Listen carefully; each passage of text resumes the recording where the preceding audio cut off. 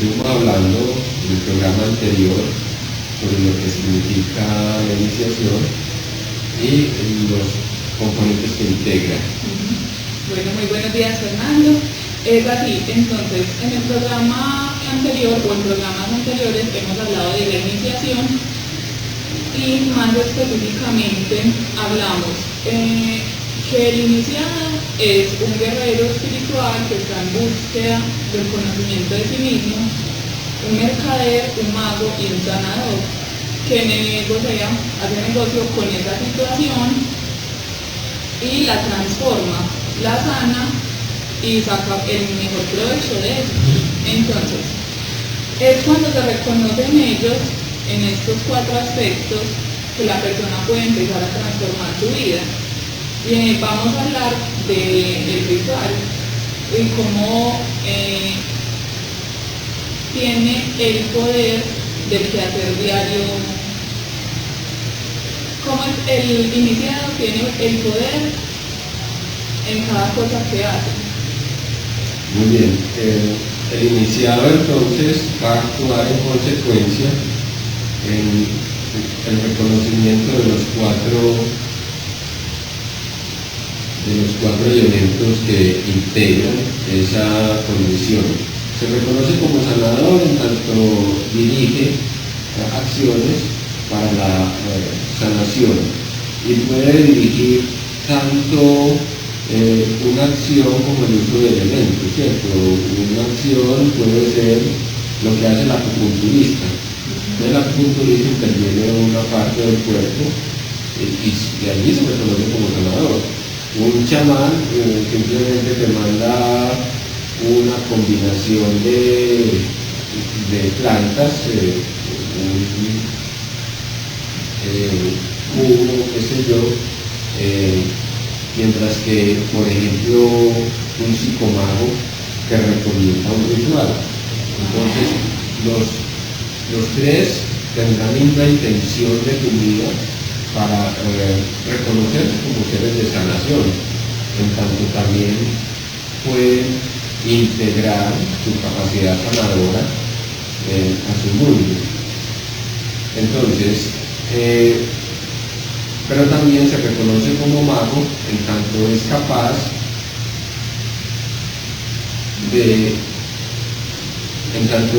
de bajar la realidad, es decir, concretar los sueños, hacerlos parte de su integridad y del quehacer de la vida cotidiana.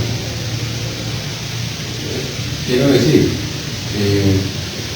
quien es capaz de bajar realidad, nos referimos a todo aquel que funciona la vida de una manera efectiva, lo que llamamos la eficiencia para llevar a cabo el trabajo y la eficacia, es decir, se une la eficiencia con la eficacia. Hay gente muy eficiente pero nada de eficacia.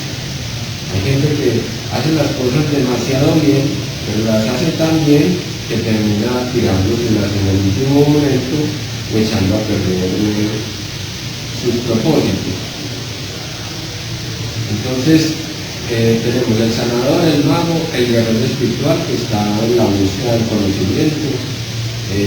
Obviamente reconoce en el conocimiento el valor supremo, el valor que incrementa su capacidad de ser consciente y a la vez hace crecer en espiral su capacidad mágica, su sentido sanador y también integra la parte del mercader, es decir, aquel que es capaz de negociar con la realidad de la vida cotidiana.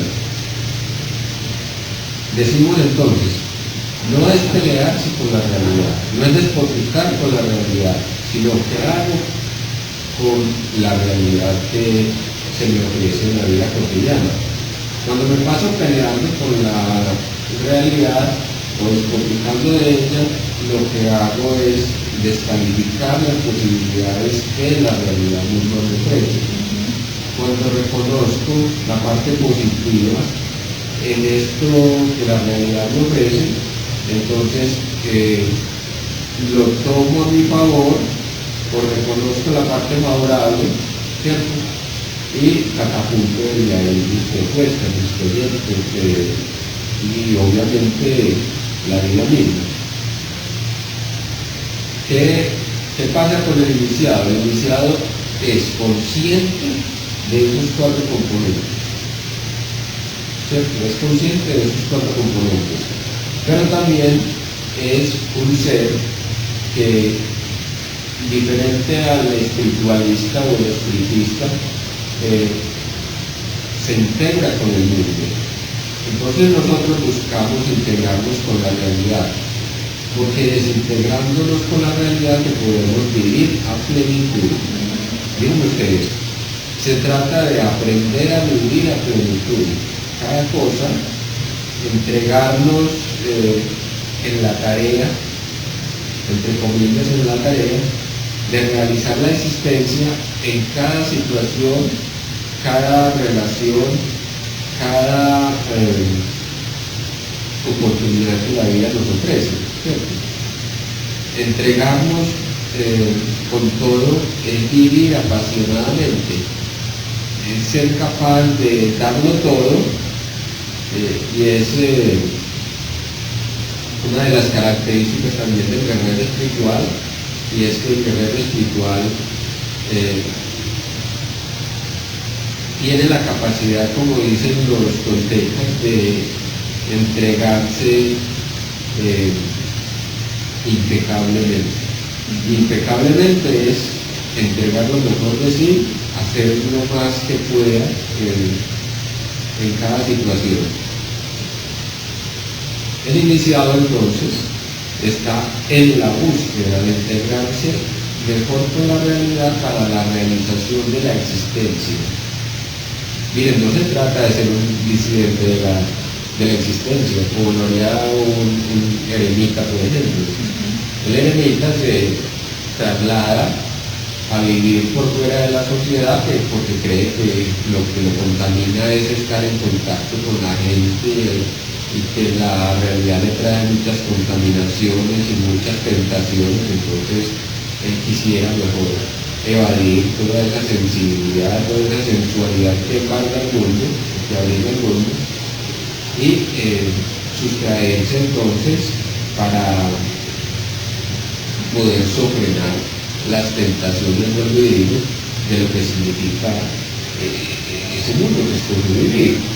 Entonces, la pregunta que nos hacemos en el campo de la iniciación es: ¿para qué elegimos vivir si realmente no queremos vivir?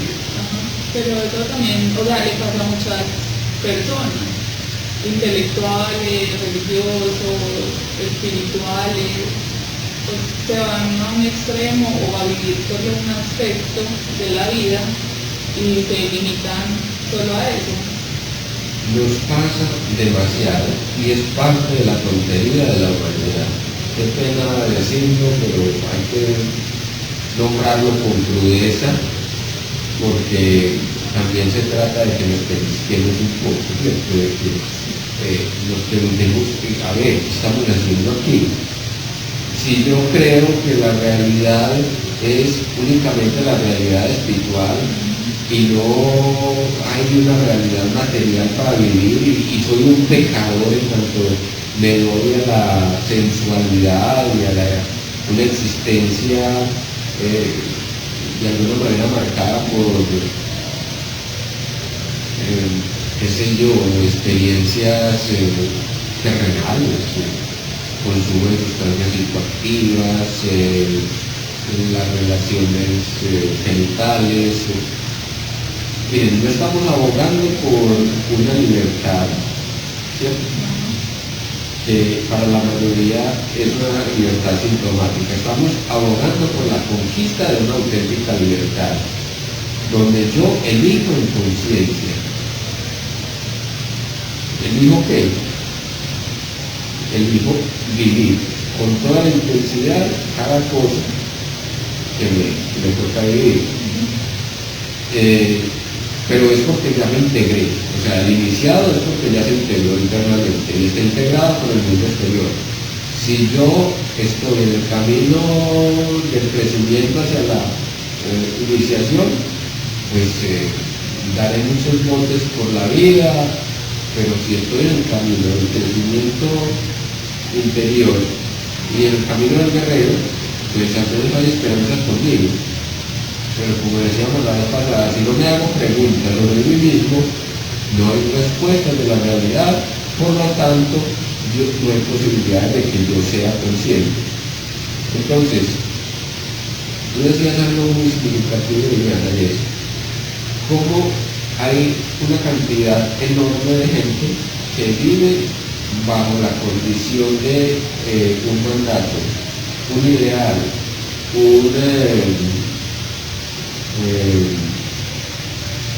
una creencia religiosa, una pretensión moralista, o también, ¿por qué no? Al contrario, pues diciendo que hay que vivirlo todo, pero vivimos en el automático, ¿cierto? El automático es vivir sin conciencia,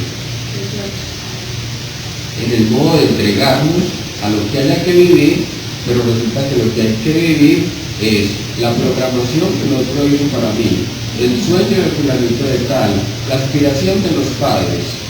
Ahí me llama mucho la atención, y esto del psicoanálisis es hermosísimo, como el perverso dice: yo voy a vivir para mi placer, no voy a renunciar a nada, voy a burlarme de toda la norma y a saltarme toda esta pretensión moralista que tiene la sociedad. Pero resulta de que ese que decidió vivir disque en libertad está más comprometido y más sometido por la pulsión que cualquier otro.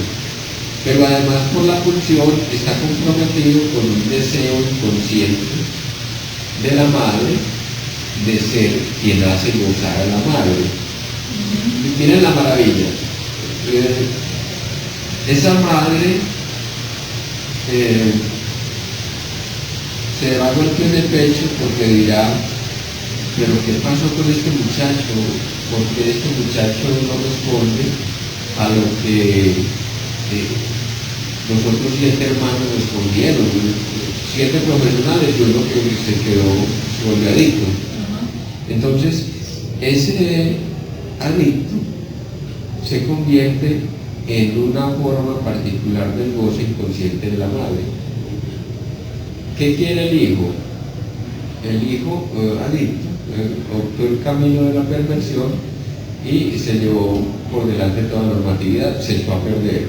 Luego se convierte en el centro de atención de la madre y se transforma así para lo que podríamos llamar inconscientemente un pene dañino, un pene desvirtuado o un pene maligno, para nombrarlo pues en un lenguaje más cotidiano, un pene que hace daño, y le hacen daño precisamente a la madre. ¿Cómo se concibe el perverso? Como el pene de la madre.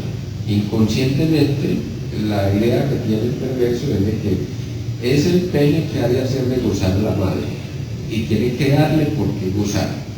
Su compromiso es, o su causa es: tengo a alguien a quien hacer gozar. Y ese alguien es precisamente la progenitora o el progenitor. Muchas veces es el padre que viene a ocupar allí el lugar de ese genitor que comprometió el fantasma del goce perverso del hijo. O sea que es como siempre, pues el hijo pequeño eterno, o como siempre voy a ser el hijo de mamá y papá, o pues en ese sentido el goce. Por un lado, ser el hijo eterno de papá y mamá, y por otro, ser el centro de atención. Pero también además, como no puedo ser quien está en el acto sexual con mamá, entonces ocupo su sexualidad a través de la preocupación que le produzco. Entonces, una madre preocupada difícilmente tendrá deseo sexual. Una madre preocupada difícilmente verá esperanzas en el mundo. Una madre preocupada difícilmente verá la vida en el mundo. ella ese hijo que le compromete en su responsabilidad resulta siendo el centro de atención. Entonces, comprendámoslo de esta manera. Aspiro a ser el pene que hace gozar a la madre. Como no pude serlo, entonces ahora me convierto en el pene que daña a mamá. Y ahí viene una parte que es una cosa de la fantasía, y es convertirse en un pene que entra arrevesado, es decir, que entra haciendo daño, dañando, haciendo sangrar, que equivale también a lo que llamamos ordinariamente culiarse a alguien, ¿cierto? Darle por el culo. Darle por el culo significa hacer daño, es el término que utilizamos corrientemente, que en la composición sexual sería hago gozar a mamá analmente o hago gozar al otro analmente, pero aquí ya en la dinámica que estamos precisando es que el perverso cae en la posición de ese que daña y literalmente le da por detrás a la madre, ¿cierto? Le da donde más le duela. Entonces es una cosa de relación ambigua, donde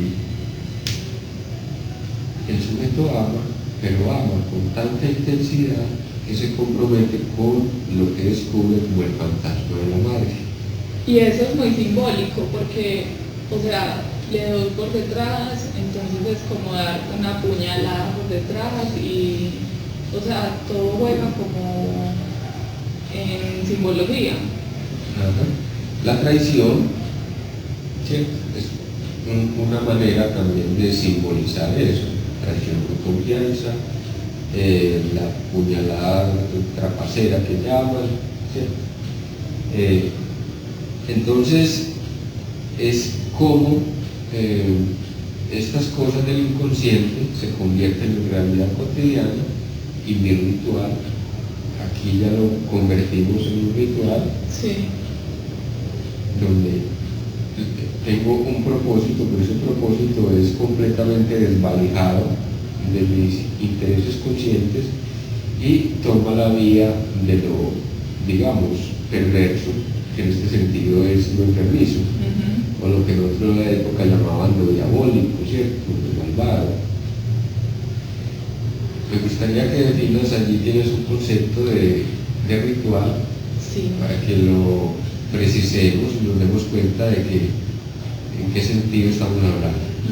Bueno, ese concepto es porque la palabra ritual está muy encasillada a lo chamánico o a lo esotérico, y encontré un significado que queda perfecto para llevarlo a lo cotidiano, a lo de siempre, día a día. Entonces, el ritual es la repetición de una misma acción y bajo las mismas circunstancias en el tiempo. Es decir, todo lo que hacemos es un ritual. Desde que me levanto, voy y me cepillo los dientes, todo es ritual. Y hablando con Fernando, es ponerle un desde dónde. Muy bien. Y ese desde dónde, entonces miren el sentido mágico de la realidad. Si mi desde dónde es inconsciente, desde dónde lo hago, si lo hago desde el fantasma inconsciente, y el fantasma es como me vengo de la madre, como le cobro a mi madre el hecho de que no me haya puesto en el lugar donde yo siempre quise que me pusiera, como objeto de satisfacción, por ejemplo, o no me haya hecho el pedestal que yo quise gozar y disfrutar en una familia, entonces se las voy a cobrar, ¿cierto? Entonces, eso quedó inconsciente y le pongo un desde dónde. Sí. Entonces, todo consumo de sustancias psicoactivas es un ritual dirigido a hacer sufrir a alguien. Hago sufrir a mi madre cuando me echo a perder. Entonces, en la fantasía siempre hay un otro al cual estoy haciendo sufrir, así sea yo quien esté sufriendo en el momento. Es decir, conscientemente asumo de que soy yo quien se hace daño. Y eso es decir de los adictos, ¿cierto? A mí déjenme tranquilo que es mi puta vida, que no me tienen por qué molestar, me hago con mi vida lo que me da la gana. Pero él sabe que le está haciendo daño a los demás. Entonces, eso lo dice de dientes para afuera, pero inconscientemente sabe de que necesita y está llamando la atención de alguien más allá, y es el más allá del inconsciente. Es decir, ni siquiera es de la madre real, de la madre actual, sino de la madre de la infancia. Entonces, el desde dónde se lo pone de, me consumo este bareto porque mi mamá está preocupada en la casa, y de paso pues me echo a perder y no amanezco en la casa porque hay una mamá que tiene que sufrir, que tiene que pagar el hecho de haberme hecho semejantes desafueros. Como no me quiso obedecer, ahora me doy por donde más me duela, me echo a perder. Y como ella es tan religiosa que dijo que tenía que sacar a sus hijos adelante y ser una mujer muy responsable, y ella se está atormentando moralmente porque a pesar de que nos haya dado todo, cree que no nos ha dado el suficiente. Entonces, por aquí que no es derecho, ¿cierto? Entonces, el desde dónde, si yo no se lo pongo conscientemente, mi inconsciente le pone un desde dónde. Y ese desde dónde, volvamos un poco atrás. Entonces me enfermo, ya hemos dicho aquí que me enfermo siempre para un alguien. Sí. ¿Sí? Entonces me enfermo para el médico, para que el médico se admire de semejante enfermedad que estoy produciendo, o me enfermo para que el médico me toque. Es decir, me ausculte el cuerpo y tenga algo que explorar por allá en unas partes que yo todavía no me atrevo ni a tocar. Muy llamativo que las mujeres y los hombres que tienen problemas con la sexualidad producen cáncer prostático o cáncer de útero, pero eso es placer con ellas mismas o con ellos mismos, que no pueden reconocer. Voy donde el médico, y discúlpenme la cosa tan chocarrera, pero nombrémoslo directamente, y es que voy donde el médico para que me haga un examen en un recto anal, porque yo no me atrevo a reconocer lo que necesito en esa parte sensual. No me conozco, entonces tengo que hacer que alguien me auxilie. Entonces produzco un efecto por delante que me viene de atrás. Y en doble sentido lo digo. Un efecto por delante es el pene ya no, pues la frecuencia de la orina, por ejemplo, o un problema prostático, la frecuencia de la orina entonces cambia, ¿cierto? El deseo de ir al baño, etc. Pero entonces viene desde atrás, ¿cierto? Viene desde atrás la eroticidad anal que yo presento. Pero viene desde atrás también desde lo que significa mi historia singular y mi forma particular de entender mi sexualidad, que obviamente está estrechamente vinculada a la relación temprana con la madre. Atrás de los ancestros también. Y atrás, pues, ya nombraste un tercer factor, que arrastro yo de mis ancestros, que estoy reproduciendo en mi cuerpo. Quizás el problema con mi sexualidad anal tenga que ver con la enfermedad que ha padecido la familia de 8 generaciones atrás. Entonces, los abuelos murieron de alguna enfermedad infecciosa, pero una infección urinaria, por ejemplo, un cáncer prostático, por ejemplo, cáncer de testículo, cosas por el estilo. Uno ve la seguidilla casi constante en muchos casos, no en todos, pero estamos diciendo con esto de que eso que los médicos llamaron genético, nosotros hemos dicho, la genética es información.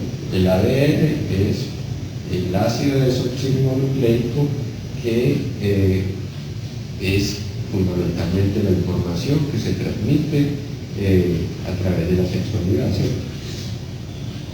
Ya sea porque se reproduzca a nivel celular o porque se reproduzca a nivel de lo genital.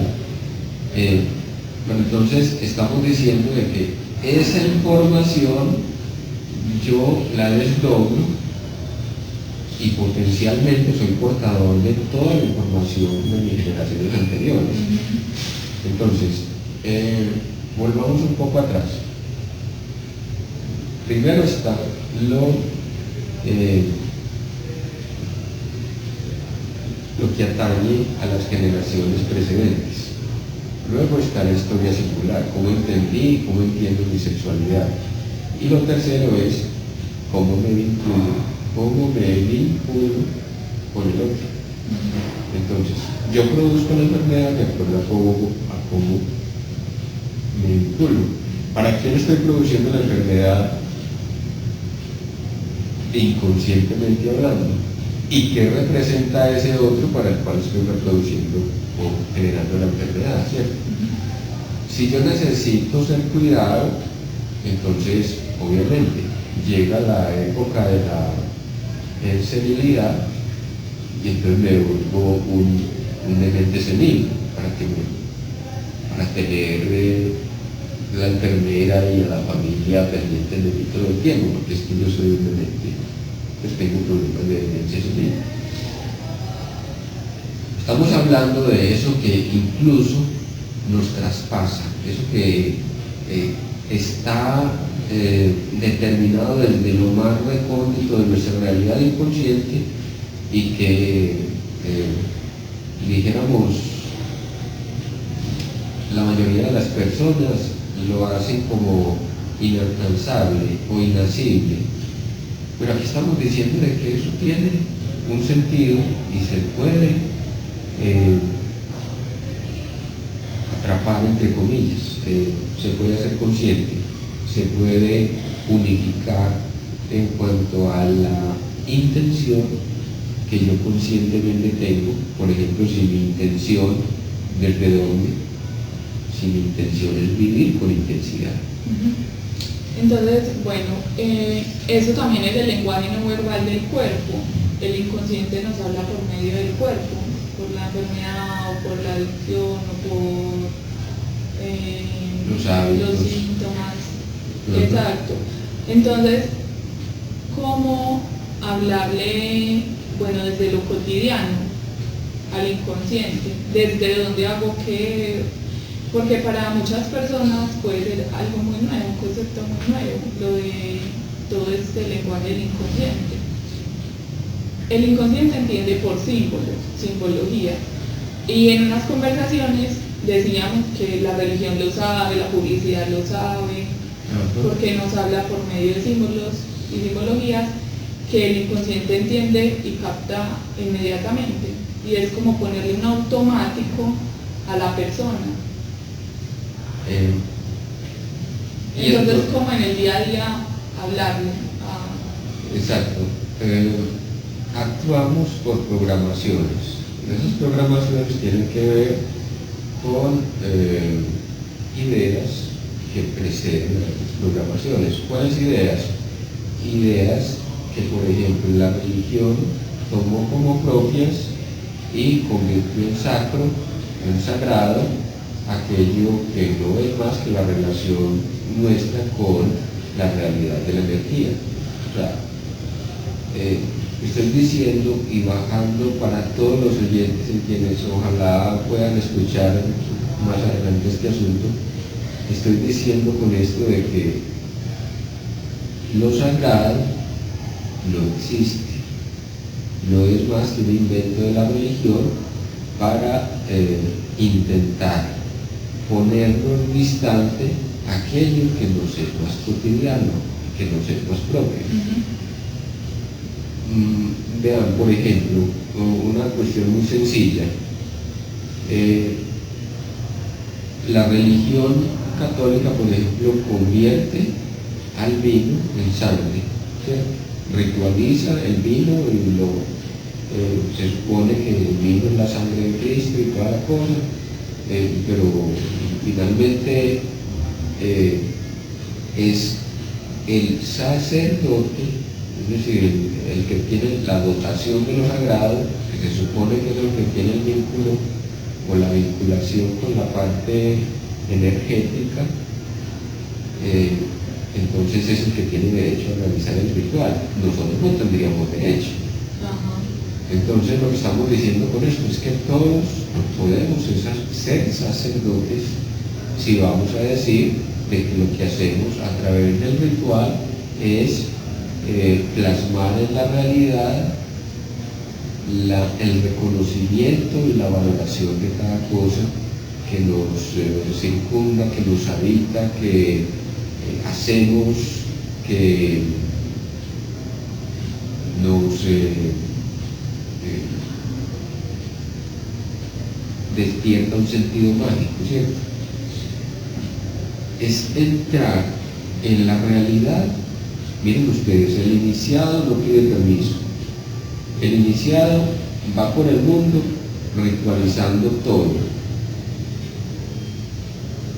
y haciendo de cada cosa una posibilidad de disfrute y de realización de la misma existencia. Entonces, en la medida que reconoce cada cosa como susceptible de ser consciente, invoca la conciencia de esas cosas o de esos elementos y los pone a su favor. Miren, una cuestión tan sencilla como es la de tomar agua. Es una cuestión de lo más común que hacemos todos los días. Pero entonces la tomamos como algo automático. Tomo agua porque lo necesito, me deshidrato, tal cosa. Y nosotros podemos hacer de simplemente echarnos un trago de agua, podemos hacer de eso un ritual que es sanador y puede ser transformador. Eso es maravilloso. Quiero traerles a colación un WhatsApp que me llegó, es un mensaje. Dice: el don más hermoso que tiene un corazón que ama es que todo lo que contempla lo vuelve sagrado. Es maravilloso. Lo sagrado no está afuera, no son los demás los que tienen la capacidad de volver sagrado las cosas, sino nosotros expandir nuestro corazón a tal magnitud que podamos entender como sagrado todo aquello que realizamos. Miren ustedes, entonces, decimos que lo sagrado no existe en tanto nos pusieron mediadores en cuanto a lo sagrado. Y aquí se trata de nosotros reconocemos aquello que contemplamos como digno de ser elevado a la categoría de sagrado. Y entonces ahí lo que dices, el agua, ¿cómo la ritualizamos o cómo podemos entonces volverla sagrada?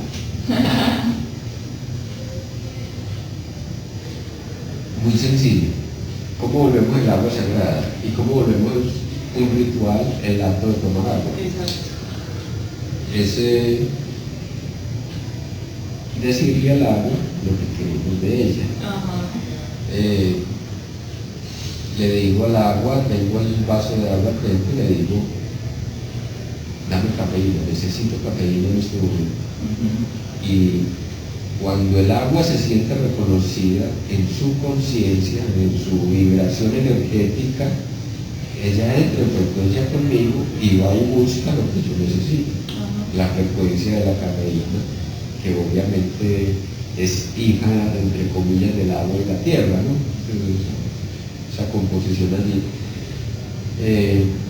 Acá entra lo cuántico, Ahí entra lo cuántico, eso es maravilloso. que es reconocernos como seres energéticos y de magnetismo. Bueno, y todo es energía, somos todo. Entonces, esa vibración de nuestra voz le indica al agua qué hacer. Con una ventaja, y es que no solamente le indica la vibración de nuestra voz, le indica también la vibración del pensamiento, no solamente la palabra, también el pensamiento. O sea, yo puedo dirigir el pensamiento en un sentido determinado y tengo los mismos resultados. Solo que lo decimos es nombrarlo como una manera de asimilarlo, de volverlo práctico, o hasta convencernos de que funciona, algo así. Sí. Porque también es un hecho de que la física cuántica, y estamos trabajando esto también desde la física cuántica, es que reconoce unos ciclos y esos ciclos tienen que ver con los números sagrados: 7, 13, 21, 28, 40. A los 7 días reconozco la conciencia y me hago reconocer de ella. A los 21 días la convierto en hábito, ¿cierto? Y a los 40 días la proyecto. Un programa, ya es programa. Se convierte en una especie de programa, es decir, se hace parte de mi conciencia el hecho de que yo reconozco el árbol, ¿cierto? Entonces yo puedo también hacer el ritual sencillo con el agua, y es meto los dedos al agua y le digo al universo: sírvete. Y le digo a la tierra: sírvete. O simplemente levanto el vaso: en tu honor, Padre Universo, en tu honor, Madre Tierra, bajando el vaso, ¿cierto? Como un acto sencillo, pero que hace el reconocimiento primero del agua, segundo del universo como portador de esa conciencia que ha producido el agua, y el reconocimiento de la tierra como portadora del agua y de la conciencia, que significa la interacción de la tierra, el agua y el sol para producir la vida. Y eso entonces tiene pues un efecto grande en nuestro inconsciente, porque es incluir la tierra, el agua en nuestro mundo, en nuestro universo. O sea, no pasamos por ahí, ya no nos damos ni cuenta de que está ahí el sol, la tierra, sino que ya lo hacemos parte de nosotros. Y lo podemos como aprovechar o estar en interacción con esto que existe. Entonces el agua que me toca en adelante ya me reconoce como una conciencia, no me lo permite. No, que es que no fue el agua que me tomé anoche que me hizo daño. Bueno, ¿qué intención estamos poniendo al agua, cierto? ¿En qué pensamos cuando al tomarnos un vaso de agua de pronto está contaminado el vaso con jabón, y entonces lo que me supo con jabón y dije: me voy a enfermar, esto me cayó mal, esto me va a dar gripa, no sé qué, y termino enfermando, ¿no es cierto? Entonces la orden, la vibración que está recibiendo el agua que me tomé es una información negativa. Pero cuando yo ya paso el ciclo de los 40 días, el agua me reconoce. El agua me reconoce como un ser consciente, y entonces siempre va a ser benéfica. Incluso puedo utilizarla para fines medicamentosos. Es poder utilizar cada cosa que hacemos en la ritualización, es darle una intención. ¿Para qué utilizo el sexo? ¿Para culparme o para revivirme? Si estoy lleno de culpas, el sexo me agoniza, me pone agonizante, me pone que no puedo con el cuerpo, que crece más la culpa, ¿no? Crece la culpa y la energía que me quita es impresionante. Entonces uno ve, por ejemplo, gente que van a cama con alguien y luego salen, mejor dicho, solo quieren dormir y pueden dormir hasta 24 horas seguidas, como intentando zafarse de algo, una energía, algo negativo que se están reprochando. O uno puede utilizar el sexo, las relaciones sexuales, incluso la masturbación, para unos fines bien específicos, ¿cierto? Entonces, a Viviana le contaba a alguien que utiliza la masturbación para, pues muy sintomático también, muy sintomático una mujer, con problemas migrañosos, con problemas lumbares, bueno, unos dolores migratorios sobre el cuerpo, dijéramos que su estructura es histérica, histeria conversiva. Histeria conversiva consiste en que se transpone en el cuerpo un dolor psíquico. Y ese dolor psíquico entonces aparece en una mano, aparece en un pie, aparece en la cabeza, aparece en la lengua, en toda parte. Como si una energía que recorre todo el cuerpo, como una manera de reclamarle al sujeto algo hay que abordar, algo hay que superar. Pero era para aclarar pues lo del marco histérico. Y entonces esta persona, cada vez que le aparece un dolor, se masturba y el dolor desaparece. Le da una intención. Le da una intención.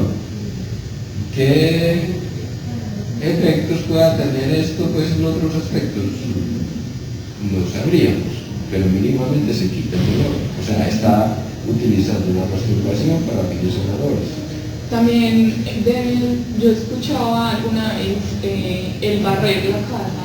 Entonces yo barro mi casa y pienso que estoy limpiando mi corazón de rencores. Y yo lo he hecho. Y es efectivo. Qué bonito eso.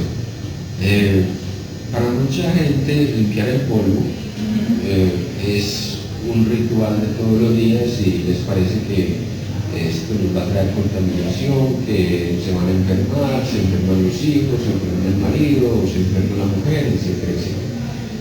Es que están limpiando de una manera constante. Y entonces, cuando yo no reconozco qué es lo que me mueve a mí a limpiar, yo simplemente lo hago de manera compulsiva. Tengo que hacerlo. Se me impone como un programa inconsciente. Cuando yo reconozco, y en parte estos programas es como también para que nos preguntemos sobre el sentido que tienen ciertos rituales en nuestra existencia, cuando yo me pregunto qué sentido tienen los polvos sexuales en nuestra existencia, entonces ya puedo darle una intención definida, ¿cierto? Que esta limpieza que estoy haciendo en este momento sea para sacar la tensión sexual que no pueda admitir de otro modo. Estoy hablando de manera un poco al azar, pero más o menos puede ser una intención. Sí. Le estoy diciendo al ritual de la limpieza que eso es para sacar algo que a mí me molesta en el campo sexual. Como ya reconocí mi problema con los polvos, entonces los polvos en el campo sexual, entonces le doy un sentido al ritual y al menos libero el estado de tensión. Miren ustedes, entonces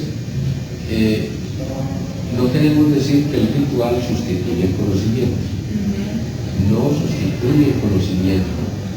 El ritual es para aminorar los efectos de nuestros síntomas. Cuando ya cobramos el sentido real, es decir, nos hacemos a la relación causal, reconocemos la relación causal que nuestro inconsciente produce un determinado síntoma, una determinada enfermedad, entonces ya ahí usamos o podemos usar de una manera más expedita toda la energía que estaba allí invertida en mantener el síntoma, en reprimir los contenidos inconscientes y en sentirnos culpables por el ritual. Sí. Sentirnos culpables por el ritual también puede, dicho sea de paso, también puede transformarse en la culpabilidad dirigida a otros. Entonces hay mamás que se dedican a limpiar todo el día y luego se pasan alegando que porque los hijos, oiga pues, porque los hijos que hicieron un relevo allí, que hicieron un relevo allá, que le colgaron no sé qué cosas, que es que no traen sino cochinados de la casa, que es que limpian sus zapatos antes de entrar, y se instalan incluso como gendarmes a la entrada de la casa esperando a que alguien llegue para que pase por el tapete y se limpie los zapatos porque no entran cochinados en la casa. Estoy hablando de casos extremos, lo que se da. Entonces, se convierte en un ritual preservar la limpieza y la persona embolatada en mantener esa defensa como de lugar, la defensa contra la sociedad. ¿Qué hacemos en el psicoanálisis? Reconocemos lo que nos está revolcando en la cochinada. Y la cochinada pasa de la cochinada física a la cochinada psíquica. Si yo vivo revolcándome en mi malestar, me declaro víctima de todo el mundo y me paso alegando todo el día con los hijos porque estos culicagados que me traen de basura a la casa. Pero a la vez también es como placer por limpiar o por que el otro... Claro, que hay un placer inconsciente en el alegato. Hay un placer inconsciente en mostrarse como la más importante o el más importante, el que sí es realmente limpio, el que es realmente pulcro, el que lleva a cabo todos los rituales de, ¿cómo se llama eso? De la limpieza. De la ese arte del glamour y todo eso.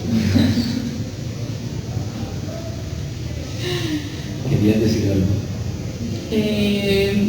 Bueno, entonces hablábamos que cada cosa se puede ritualizar, desde que nos levantamos, bañarse, vestirse, y bueno, también es como un camino de ir conociéndose, porque si yo digo, bueno, le voy a poner la intención de esto, voy a ver que va a cambiar mi vibración o mi ánimo, ¿cómo decirlo? Mi disposición. Mi disposición, sí. Uno puede amanecer deprimido y ponerse de frente al horizonte, el oriente sobre todo, donde nace el sol. Así no haya sol, decirle al sol que lo acompañe durante el día. Perdón, decirle al sol que lo acompañe durante el día y sentir automáticamente que esa energía te llena de alegría, te llena de bienestar, te llena de luminiscencia. Entonces es como si floreciera, una parte de uno que hasta el momento estaba por allá en la trastienda, metida en el repente, qué sé yo. Pues porque la concepción que tenemos en ese momento es, no sabemos qué pasa en el sueño. ¿Qué pasó en el sueño?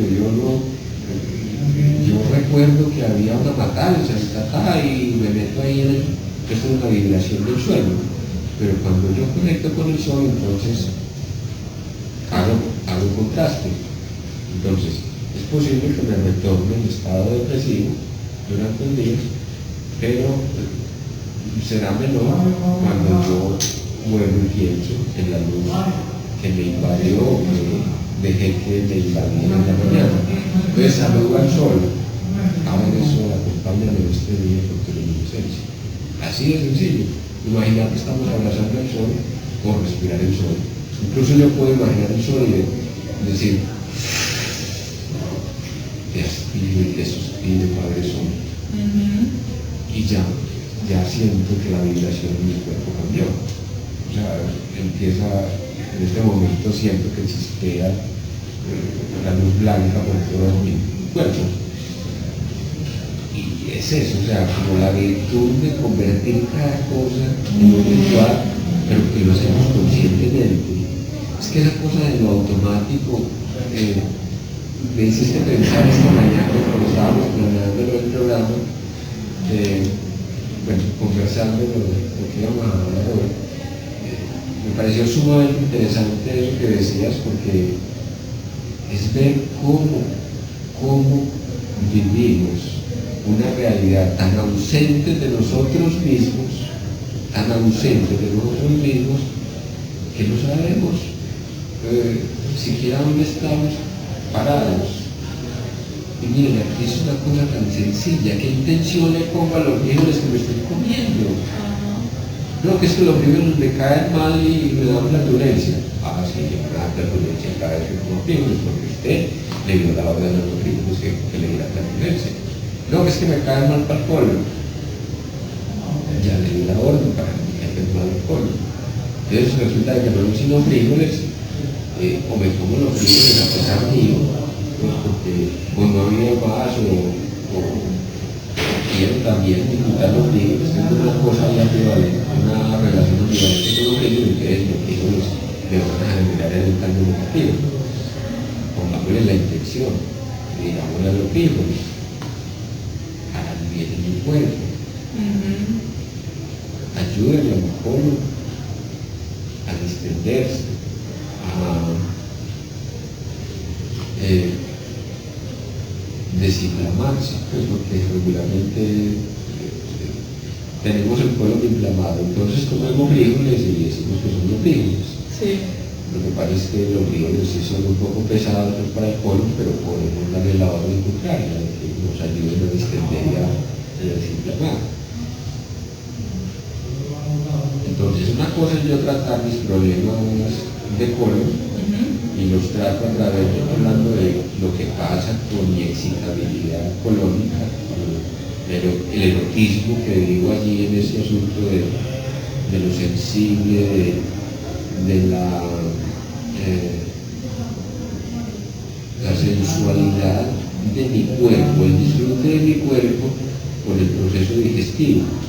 Es que no nos reconocemos en ese placer, el placer de poder hacer una adecuada digestión y asimilar los nutrientes. No nos reconocemos en ese placer porque creemos que el cuerpo está ahí para cumplir esas funciones. Cuando lo vivo conscientemente, entonces ya entro en la posición de maravillarme, volver eso sagrado y entonces aprender a dirigir y a redirigir mis actos para que esto me permita construir otras condiciones de salubridad, de bienestar, de equilibrio, de armonización. Eso también es ritualizar ese acto. O sea, cada acto de pues, la adecuada digestión, entonces para que mi cuerpo esté tranquilo, en armonía. Exacto. Cuando yo respiro, miren ustedes lo que es el yoga. El yoga es fundamentalmente un principio básico. Ser conscientes de que estamos respirando. No más. Sí. Ser conscientes de que estamos respirando, que tenemos un sistema respiratorio y que nos lleva oxígeno a cada uno de los extremos del cuerpo. Sí, a cada célula. Ese es el principio del yoga. Y para quienes no han practicado yoga o no saben los principios del yoga hasta ahora, es absolutamente sanador, liberador, el hecho de respirar 10 veces conscientemente todos los días, desde el vientre. Hay respiración pectoral, hay respiración abdominal y hay respiración ventral. La respiración ventral es la profunda, la que yo hago desde la parte inferior del ombligo. Porque yo puedo respirar desde el abdomen, y entonces voy a producir una panza gigante. O puedo respirar desde los pulmones y voy a producir, no para todos los casos, pero voy a producir fácilmente condiciones asmáticas. Bueno, ahí viene otra parte que es muy significativa, pero ahorita lo nombramos. Puedo producir enfermedades respiratorias, un EPOC, puedo producir una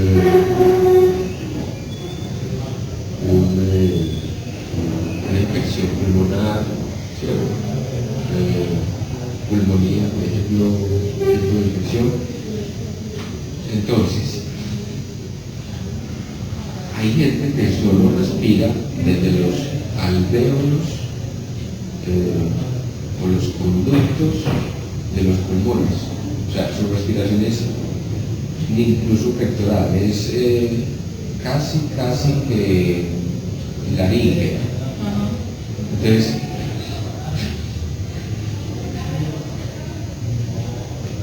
son personas que se ahogan con facilidad o se alcanzan de la respiración, luego dicen es que tienen asma y no, es que no van a respirar. Entonces es muy bonito esto porque, miren, una cosa tan simple, caminar, el acto de caminar, cuando lo hacemos armoniosamente, equilibra la energía del cuerpo y podemos llevar el cuerpo con dignidad.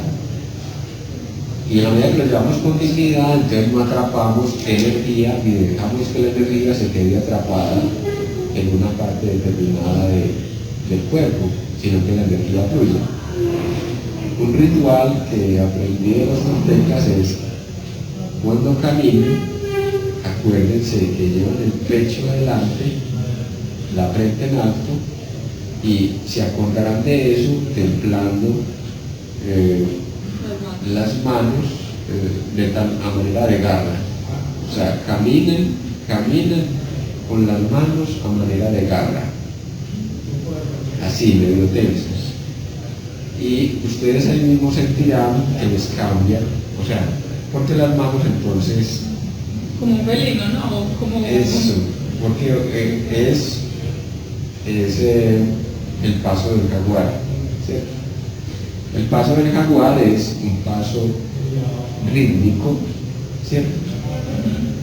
Que va moviendo, entonces mueve adelante la pata izquierda y mueve adelante la mano derecha. La lleva hacia atrás, ¿cierto? Entonces sale la garra derecha adelante y la pata derecha adelante. Ese es el ritmo del jaguar, o el paso del jaguar. El solo hecho de tensar las manos nos hace conscientes de que estamos caminando, que tenemos un cuerpo, que estamos caminando, sí, pues estamos caminando el cuerpo, y que ese cuerpo tiene una intención al caminar, y esa intención es la que nosotros le ponemos. ¿Cuál es la intención al caminar? Cambiar de ritmo. El ritmo de la pesadez del trabajo, el ritmo de la pesadez de una relación, el ritmo de cambio de actividad, ¿cierto? Entonces, miren, ritualizar el caminar, tan sencillo como eso, ritualizar la respiración, ritualizar el comer, ritualizar el ver, ¿para qué veo? ¿Para qué miro? ¿Para qué respiro? ¿Para qué oigo? Es que somos tan, discúlpenme, tan automáticos que esto suena hasta ridículo nombrarlo, pero discúlpenme, es que uno ya lo introyectó, yo lo digo desde mi posición, y es que uno lo introyectó tanto ya que en definitiva cree que es que los demás tenían que saberlo y que ya está sobreentendido, ¿no? resulta de que con Viviana conversando nos dábamos cuenta de que son cosas que hemos hecho tanto, tan repetidamente, las tenemos tan proyectadas que nos parece lo más normal del mundo. Llevar la frente en alto, sí, es que yo existo y tengo derecho a mirar para arriba. Ay, no, no tengo que esconder ni mi pecho, ni mi cara. Y entonces, eso ya me pone en otra vibración con relación al medio en el cual me muevo y me pone en otra vibración con relación a mi propio cuerpo en la medida que libera energía. Cuando ustedes se acostumbran a caminar con las manos en forma de garra, al paso felino o el paso del jaguar, se darán cuenta, ojalá no piensen en nada, traten de no pensar en nada cuando caminen, y se darán cuenta como un chorro de energía les entra por entre las piernas y les sale por encima de la cabeza. Y es como si al mover usted la mano derecha le pone ritmo a la izquierda y es como si la jalara. Eso es maravilloso. Ahí se produce una magia de un juego energético, como si se generara una especie de enlace energético entre la pierna y la mano, de tal manera que te transforma el hecho mismo de caminar, transforma tu estado de ánimo y transforma tu sentido de realidad, porque aparecen cosas que, ay, estoy viendo las partículas del aire, ay, yo no sabía que el aire tenía energía, pero mira cómo se mueve, me parecen como es, AES, OS, eso está encantador, yo no sabía que esto podría, o sea, ¿por qué? Porque estás entrando en la lógica de me percibo como ser energético y percibo la energía me reconoce y se hace reconocer. Ajá, exactamente. Sí. Bueno, en el día de hoy hemos terminado nuestro programa. Muchas gracias, Fernando, por acompañarnos el día de hoy con todo ese conocimiento. Gracias, Viviana. Gracias a Abraham por acompañarnos en la consola. Un feliz día para todos. Feliz día.